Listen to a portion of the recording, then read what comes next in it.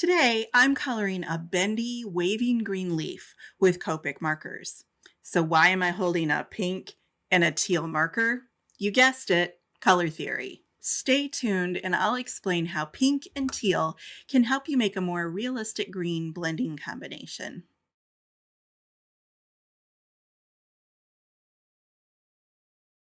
The Copic numbering system supposedly helps you find amazing blending combinations. Just follow the numbers. You can go 2, 4, 6, or 3, 5, 7, right? And because there are so many green and yellow-green markers, this means there's lots of potential combinations, all of which lead to realistic and dimensional leaves, right? Well, not really. When you color by the numbers, as Copic recommends, it's exactly as if I squirted a bit of green paint onto a palette and then used this one green to paint the whole entire leaf. Sure, we can dilute the paint to make light green, and we can use a less watery version to make dark green, but it's all basically the same green. Real green doesn't work this way. What you may not realize is that very few artists use green straight from the tube. Instead, we start with a base green, and then we use color theory to change the flavor of the base color. I like to use quinacridone gold to warm up my green, or Prussian blue to cool it down. Sometimes I muddy it with burnt sienna or neutralize it with a purplish pink. In the last episode, I demonstrated my process for selecting painter's style Copic colors, and that's how we came up with this crazy blending combination. Red-violet 6-6, blue-green 7-8, yellow-green 6-7, yellow-green 1-7, and yellow-green 2-5. Even if you are an experienced Copic colorer, I'm sure you've never used this blending combination before. It breaks so many of the traditional marker blending rules. But today, I'm using it to color a dimensional green leaf. So let's color. In this series, all of our exercises are colored on small 4 by 4 inch cards. We're exercising and experimenting here. We're not coloring masterpieces to be framed and treasured forever. I'm working on smooth Bristol cardstock here. For beginners, I recommend a high-quality marker cardstock because good paper makes blending so much easier. I've printed my digital stamp 4 to a page with the opacity turned down to create light gray outlines. This ensures that the line art will disappear as I color over it. I've also applied washi tape to the outer edge to create a white margin around the background color. Links to the digital stamp, color wheel, photo reference, and all the supplies are listed on my resource page, link down in the description. Our photo reference has a big black background, but I wanted something a little more delicate for this lily of the valley. Using the color wheel, I found the direct complement of our yellow-green is a rosy purple, but anything in this zone will work. I chose a very pale form of violet called B60, B60, which is technically in the blue Copic family, but you'll see on paper, this color looks a lot like a pale blue violet.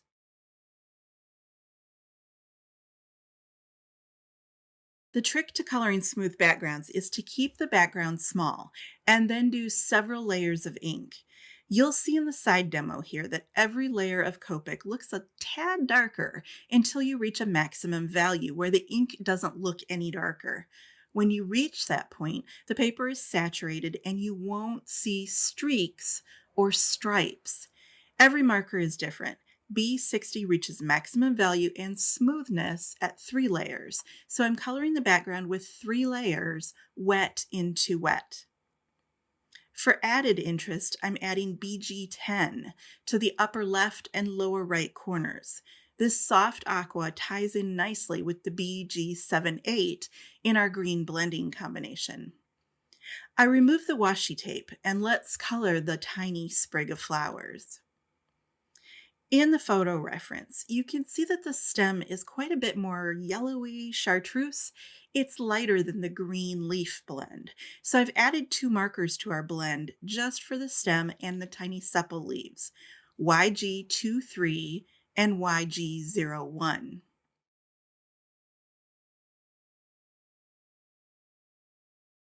Okay, so if you look at the photo reference, the stem is quite a bit lighter than the leaf, but it starts the same color as the leaf.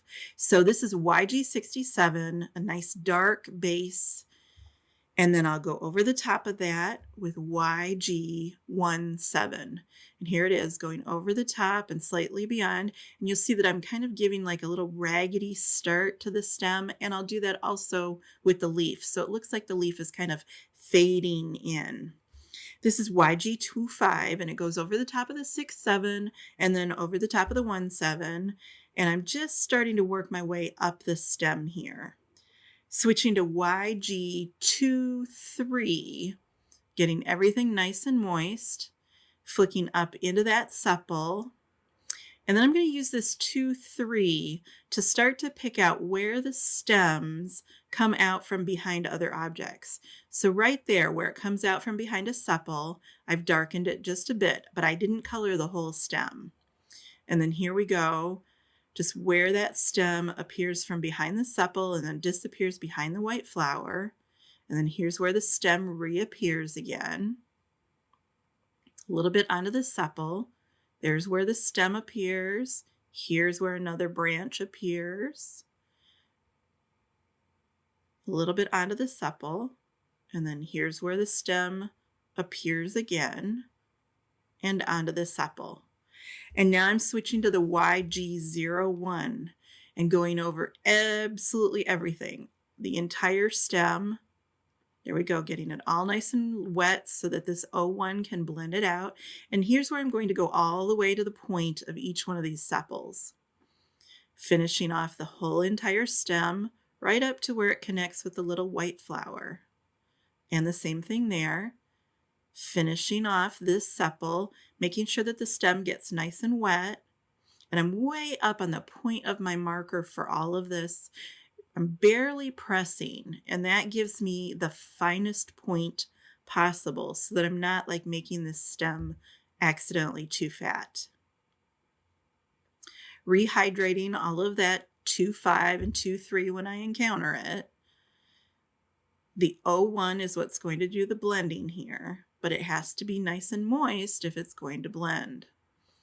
And then finishing off each one of those sepals. And at this point, you can put the YG01 and the YG23 away because we won't be using them on the leaf. Now here's that scary RV66. And what I'm doing is I'm working on the back half of the leaf here. There's that raggedy start. And now I'm pushing this area behind the stem. It's going to look like it's sitting back farther from the stem because this pink is causing that kind of murky, muddy desaturation there. So it's pushing this away. I'm always using nice sharp flick strokes so that these markers have their best shot at blending. If you have a stubby flick stroke, they won't blend as well. The points are just absolutely essential. All right, so I'm switching from the pink now to that teal. So here's the BG78. And by the time I'm done with the 7-8, you're not going to see the pink anymore at all. It's completely going over the top of the pink, and it kind of creates it almost looks purple underneath that teal. Nice pointy flick strokes, finding that center of the leaf there and flicking outward from it, and then turning my paper so I can see what I'm doing. And now here's this kind of fiddly area here, and it's where the leaf is sitting back behind the white florets. I'm way up on the point of my marker, very softly touching the paper because the more that you press down, the fatter the stroke is going to be. So you need to have a very, very light touch to do this delicate area. The other thing is that when I color, you'll see me rotate the paper. And what I'm doing there is I'm rotating the paper so that I can see the point of my marker. You can't guide the point of your marker if you can't see where it's going. So I'm constantly turning so that I can visualize where the point of the marker touches the paper, and this way I can intelligently direct the marker to where I want it to go. If you're coloring blind, it's always going to be inaccurate and sloppy looking. Just using the point of my marker very lightly anytime I need those little tiny areas. It's a challenge though, I'm not going to lie, these little areas, it's good practice for you just to learn to lighten up and color softly so that you can make a thin stroke. This is YG67 and it's going over the top of the teal now. So the YG67 is going over the top of the pink, it's going over the top of the teal, and it is kind of tinting everything into a dark green color.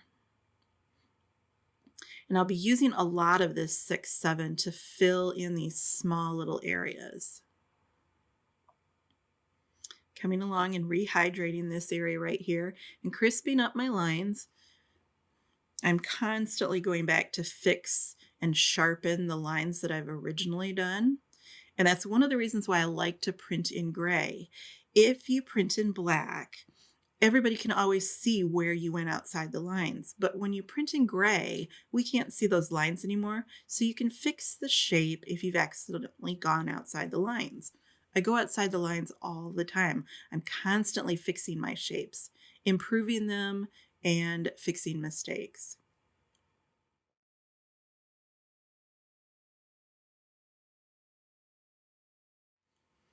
The 67 goes over the top of that teal, hides it completely. And then it comes out just a little bit farther so that there's an area of just 6-7 all on its own. So there we go, hiding the teal, and then see now I'm coming out just a little bit farther so that part of this leaf is YG67. And I want you to pay attention to how much white space I'm leaving here when I'm done. If you have more white space showing than I do at this point, you're going to have a lighter half of the leaf. The more white space you leave after this point, the lighter your leaf will be. The less white space you have, like if at this point you've colored in that whole back of the leaf, yours is going to be darker than mine. It's all about how much you leave for the YG17.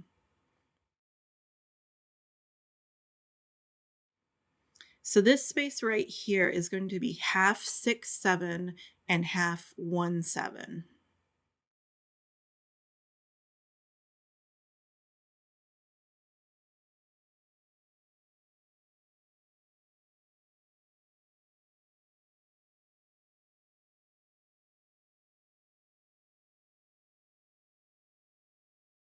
So I'm just coating the bottom half with the 6-7, and here's where I'm going to switch to the YG17. Now that 17 is going over the top of everything that we've colored before. This YG17 has more solvent in it than any of the markers that we've used before. So this is the marker that we're using to smooth everything out.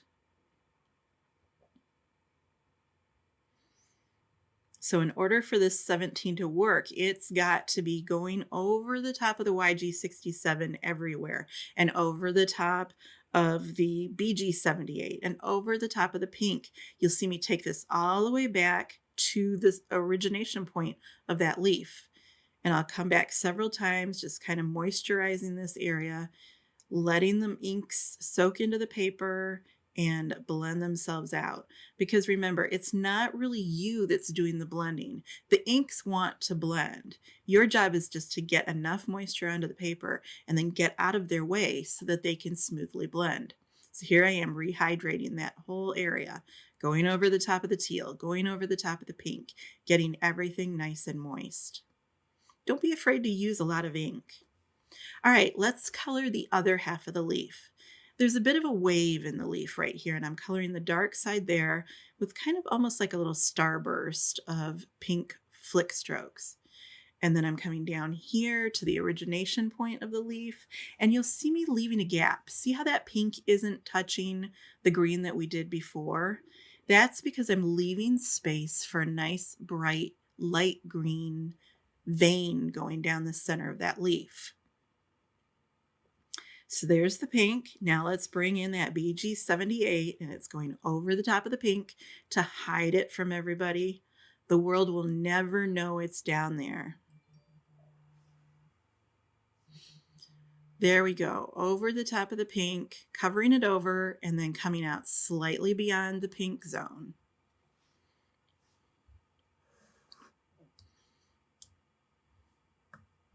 And you notice that my lines don't go all the way to the edge of the leaf either. That's because I want it to be a little lighter and brighter on the very edge of the leaf. Just a few flick strokes going upward. Now we're switching to the YG67. The 6-7 is going over the top of that teal. It's going over the top of the pink. And I'm starting to bring some green up and onto the stem as well. Nice, juicy, slow, leisurely flick strokes, but they all have a nice point to the end. And that point is what allows it to transition to the next color.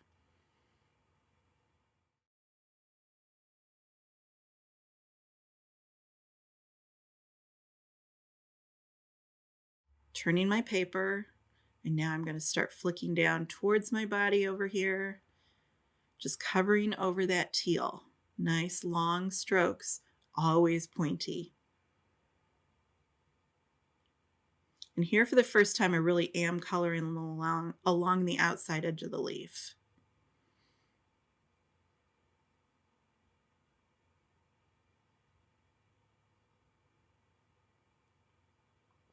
Starting to fill in the space.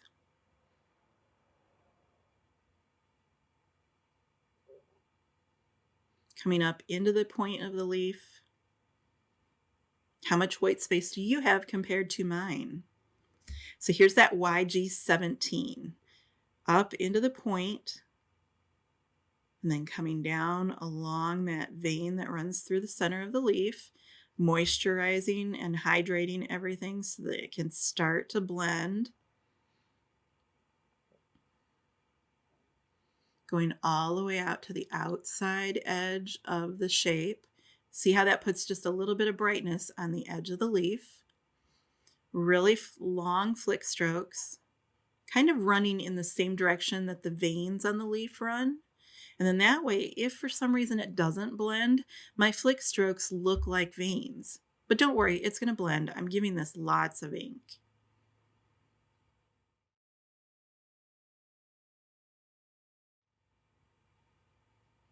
Coming up along that central vein there.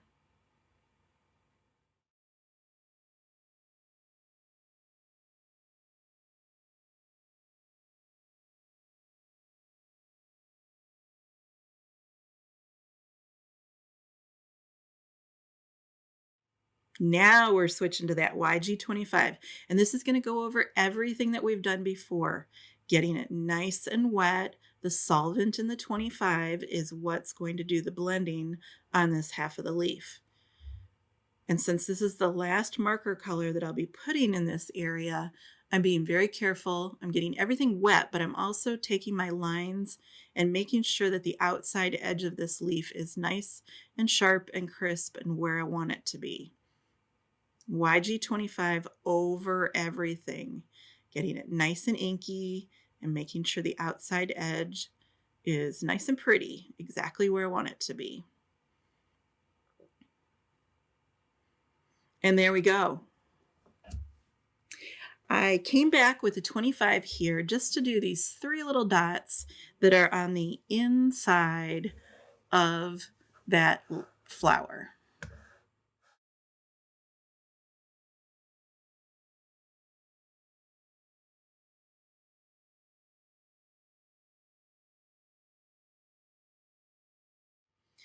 Okay, let's start with the colored pencil. My choice here is Prismacolor 907. It's called Peacock Green, and this color was inspired by the BG78 marker. And I'm using this in place of a green. There's no point in putting more green over the top of more green. So what I'm doing here is I'm using a teal, and my pencil is nice and sharp, and I'm going through and I'm just kind of correcting the shape of these stems Just darkening the leaf behind there. And then right here, I'm kind of finessing the edge of that white petal that's overhanging the leaf. And you'll see me doing some small circular strokes to just build in some color. Very, very softly. I'm not pressing hard because I want this transparent pencil to look like green. So if I'm pressing too hard, then it's going to start to look like turquoise. Later, I do press a little bit hard and it does start to look like turquoise. But right there, I'm just filling it in with a little bit of transparent color, just kind of easing those edges. Try as I might, it's just really hard to color the edges of this stem correctly. So I'm just using this pencil to kind of finesse those edges, make them seem sharp and crisp and clear. Now I just sharpened my pencil again.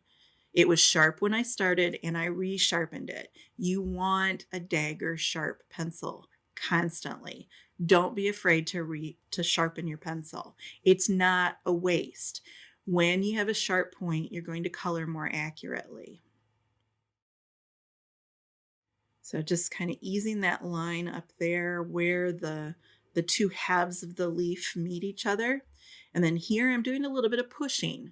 So see how my stroke looks a bit different here? I'm doing some very soft circles.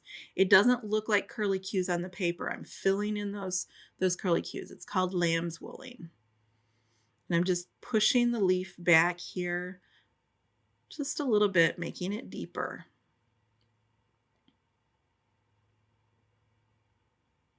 Anytime you see me do this kind of circular stroke, that means I'm just adding color to the area. But look at how far back I'm holding the pencil. It's hard to press hard from far away. So that's your cue that even though I'm going over this area a couple of times, I'm not really adding a ton of color. Just kind of finding the edge of that central vein that runs down the center of the leaf. And then down here, just pushing the leaf deeper behind the stem. And that area required quite a bit of little cleanup there. Okay, here I'm going to start making some of those striations, those long veins that run along the whole length of the leaf. See, I'm coming out farther and then softening that edge. We don't want it to look like tuxedo stripes, but we do want the effect that there are long linear marks running down the entire length of the leaf.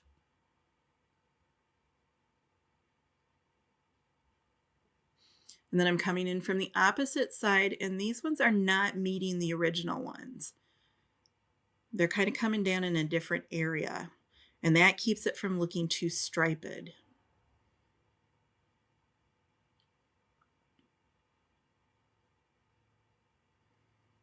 And you can see that the leaf has barely changed. Very subtle corrections. Here's chartreuse, and this is Prismacolor 989.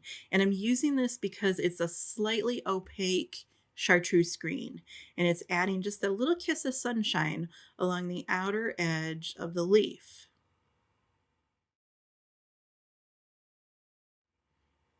As we noted during the swatching session, the edges of the leaf in the photo reference have a lighter, brighter edge on them. And so that's what I'm creating here with the chartreuse pencil. This is Cream, number 914. And this is the first time that I'm actually highlighting. I'm putting an actual highlight along the edge there, and then another one right here along the lip where there's a little bit of a curl to the leaf. A little bit of a highlight on that center vein, but notice how little of the cream I used in comparison with this peacock green. I don't highlight a lot. I think most people, you over highlight something and that's when it starts to take on that unnatural look to it. On this dark half of the leaf, my peacock green stripes were not really showing up much, so I came back in with the chartreuse to give that feeling on this side of the leaf. And then I'm going to throw some in over here because I really like the way that the chartreuse looks where it goes over the area that originally had the pink and the teal. Now here we go with some color kissing. This is magenta Prismacolor 930. It's a transparent pencil.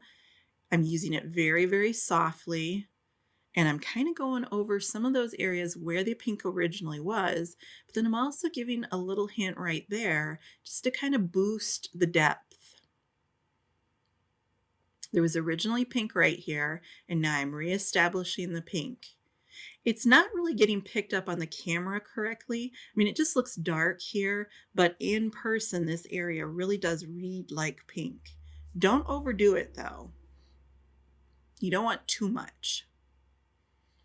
Just doing a little bit of pushing there.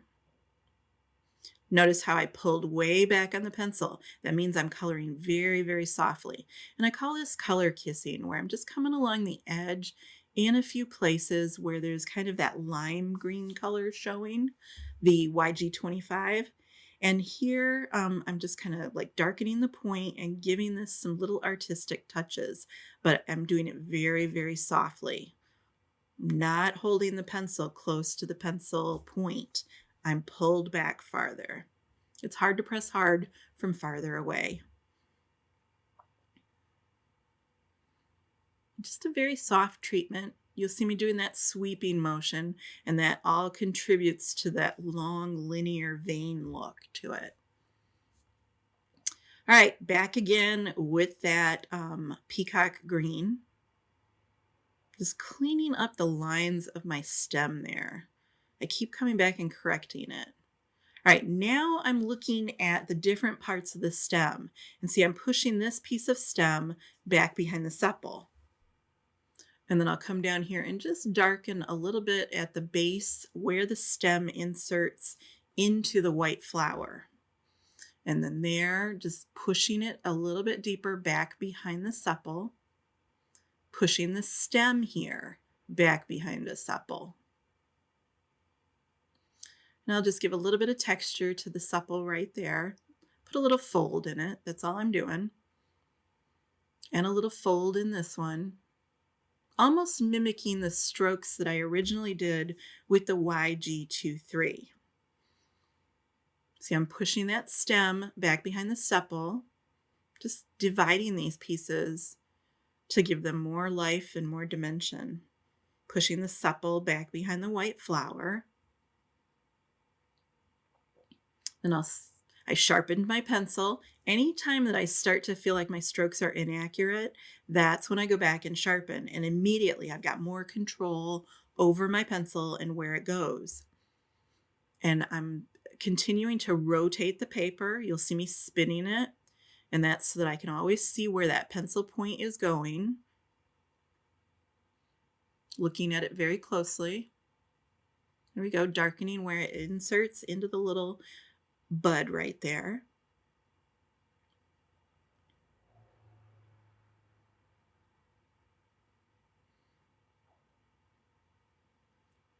Another little push right there, very gentle.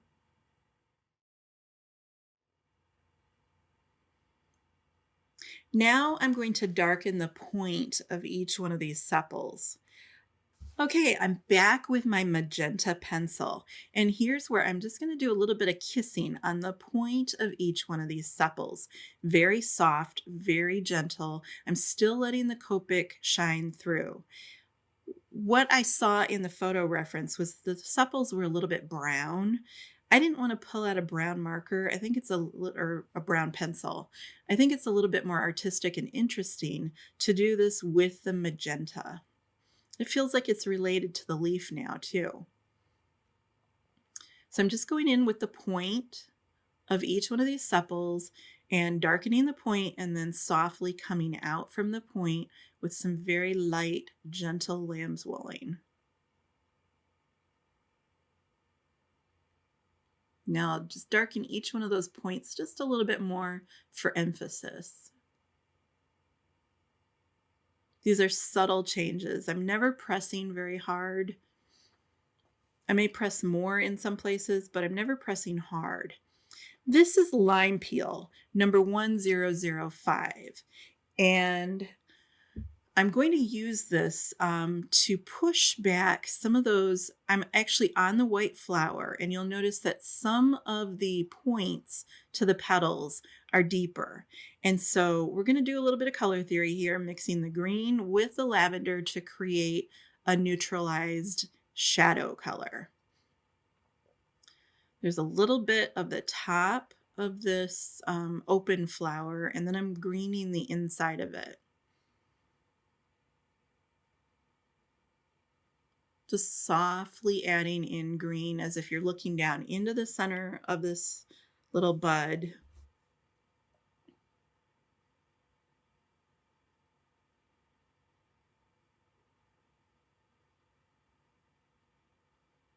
This one is partially open, so I'm just getting those little points down at the bottom. I sharpened my pencil because it was starting to feel inaccurate. And now I'm going to come back in on these two that are not open yet. And I'm greening the point, and then I'll go up to the top and green up near the stem. Very soft. I'm not applying a ton of color here. You don't need a lot to make a point. These two unopened buds are greener than the rest of the opened ones. So there's a little bit more green on them. And there's that peacock again, just kind of defining that area better. As I said, these ones are greener than the rest of them. So they needed just a little bit more of a push. But I haven't colored the whole thing green. There's quite a lot of white space in the open area of the center. I'm not trying to make them completely green. I'm just giving them a green start and a point. So there we go, green up at the top where it touches the stem, just very lightly. I'm hardly pressing at all. And that's why you can see me go over the area and not much changes, because I'm barely pressing. And now I'll probably go through, I'm definitely greening up near the stem on each one of these flowers. And I think that's what I'm about to do here. Yep, so I'm finding where this little flower comes out from behind the open one. I'm putting some green in there. And now I'm looking at where each one of these stems inserts. And I'll put some green in there. Very subtle changes, always coloring softly.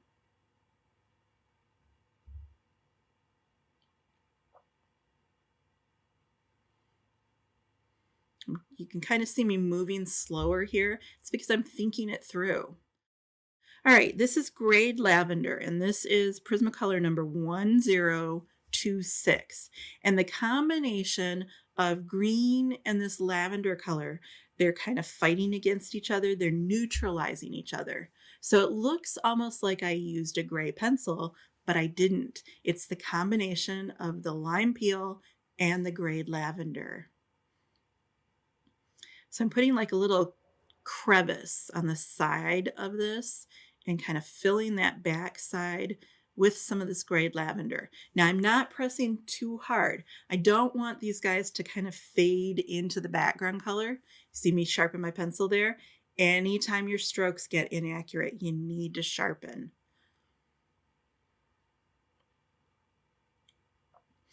As you use the pencil, it starts to get duller, and then the point gets fatter and fatter until you get to the point where you go to put the pencil down and it doesn't actually make the mark where you expect it to.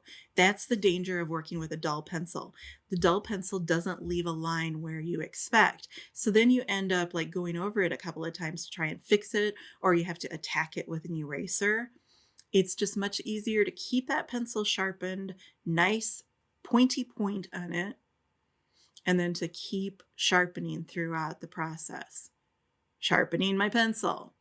Coming back with the peacock because I wanted to emphasize that just a little bit there. And here I am back with that sharper lavender. I think I've sharpened it 3 times now. And I would say when I'm teaching local classes, that's the number one thing I end up telling students as I walk around the room and look at their progress. Sharpen your pencil. It's time to sharpen your pencil. Go ahead and sharpen your pencil. I think people just don't want to sharpen because they're afraid of making the pencils short and then you have to go buy another one. But if your coloring looks bad because you're afraid to sharpen your pencil, what's the point? So I darkened the inside of that open flower, and now I'm creating that kind of pseudo gray color, the lavender over the lime peel, to push the one white bud back behind the open flower. And now I'll kind of make a little dividing line there as if it's the edge of a one petal overlapping in another petal.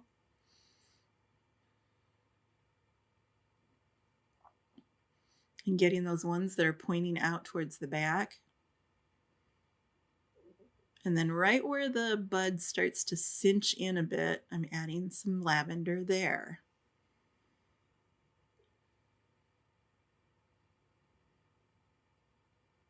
Thinking it through, just kind of looking at what I've colored and deciding, does it look the way I want it to? I sharpened my pencil.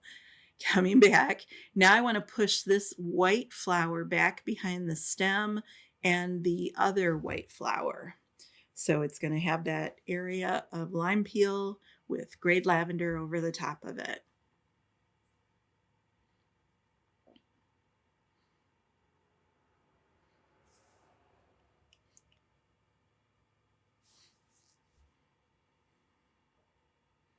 There we go, the last little flower bud here. I need just a little bit more definition there.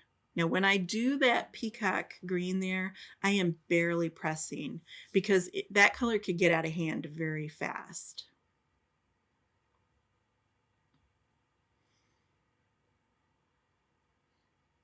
So there's that point that's going towards the back, and I grade that down.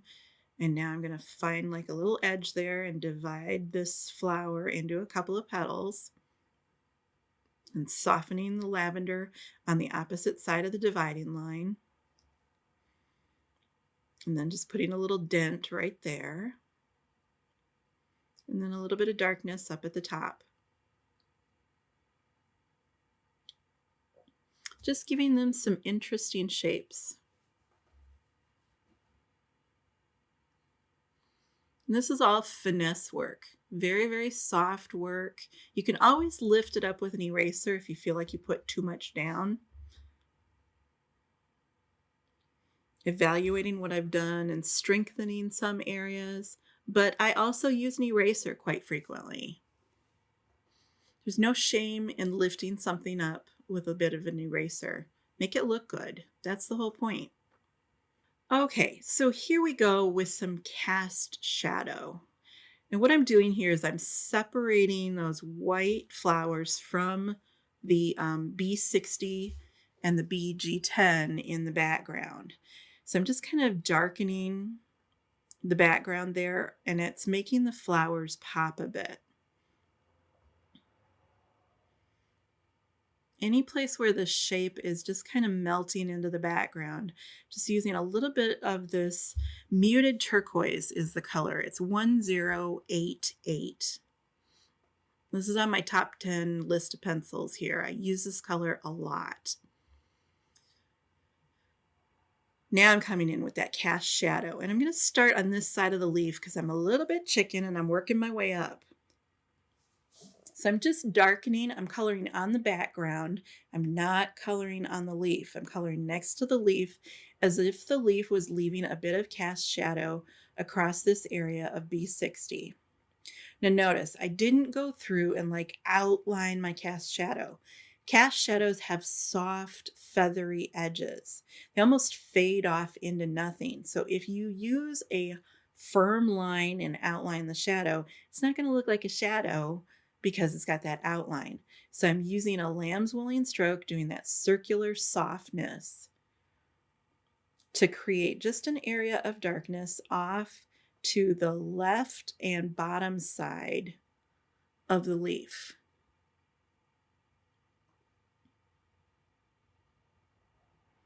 Coming back and strengthening it here.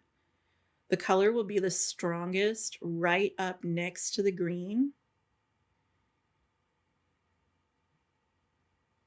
Sharpen my pencil.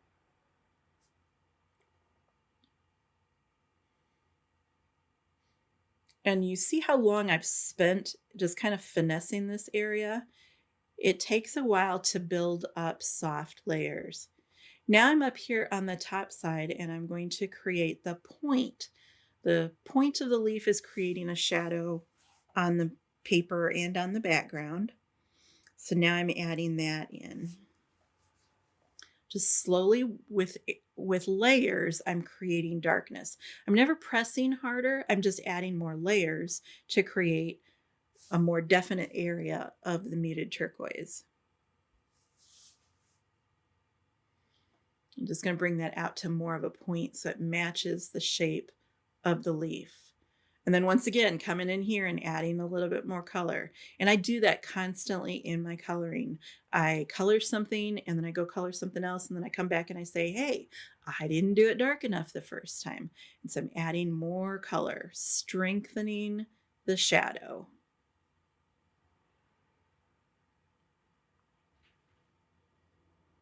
Okay, now I'm down here and I'm making a circle. This is so easy. Don't psych yourself out here. And now I'm making the shape of the stem. And here's that sepal coming off the edge. Oh, nope, that was another stem. And then the bud. And there's the sepal.